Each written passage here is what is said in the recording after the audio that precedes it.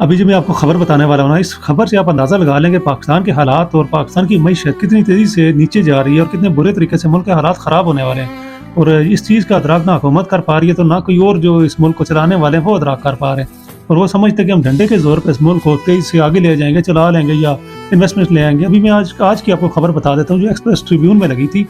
وہ یہ بتاتے ہیں کہ جو پاکستان کے ہائی اسکلڈ جو پروفیشنلز ہیں ان میں 5,000 ڈاکٹرز، 11,000 انجینئرز اور 13,000 اکاؤنٹنٹ۔ آپ اندازہ کریں کہ ایک ڈاکٹر جو ہے وہ بننا کتنا مشکل کام ہے، یا کتنے اخراجات اور کتنا ٹائم اس میں چاہیے ہوتا ہے ایک ڈاکٹر تیار ہونے میں جو ہائی کوالیفائڈ ہوتا ہے۔ اور یہ دیکھیں کہ 5,000 جو ہے وہ ڈاکٹر سے لے کے 11,000 انجینئر سے جو ہائی کوالیفائڈ ہے، یہ نہیں کہ جو عام جو ابھی نیا ڈاکٹر بنا ہے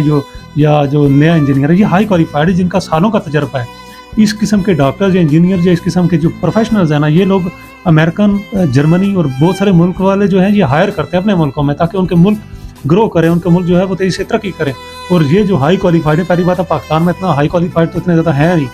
جو ہیں وہ اس طرح ملک چھوڑ کے جا رہے ہیں، اور وہ ان کے لیے تو پاکستان میں تو کوئی راستہ ہی نہیں ہے نا، نہ ان کو یہاں پہ اپنی سیفٹی، نہ ان کو زندگی کی سیفٹی، نہ ان کی معاشی طور پہ پاکستان کے کوئی حالات، نہ ان کو کوئی اور معاملات میں کوئی سہولت ملتی ہے، اور جو یہاں پہ ان کو ملتا ہے اس سے تو وہ کئی گنا زیادہ باہر دوسرے ملکوں میں کما رہے ہیں، کیونکہ یہ ملک تو چل نہیں رہا، نہ اس میں انویسٹمنٹ آ رہی ہے، نہ معیشت ٹھیک ہو رہی ہے، نہ یہ بڑھ رہا ہے ملک۔ اور اس طرح کے حالات میں جو ہائی کوالیفائڈ پروفیشنل ہے وہ بھی باہر جا رہے ہیں، ملک کا جو عام طبقہ ہے وہ بھی ملک چھوڑ کے باہر جا رہا ہے۔ اور اس طرح کے حالات جب ہوں گے ایک ملک میں تو وہ ملک تو کبھی نہیں چل سکتا، اس کی معیشت تو کبھی نہیں چل سکتی، لیکن پھر بھی انہوں نے تہیہ کیا ہوا جی ڈنڈے کے زور پہ چلانا ہے۔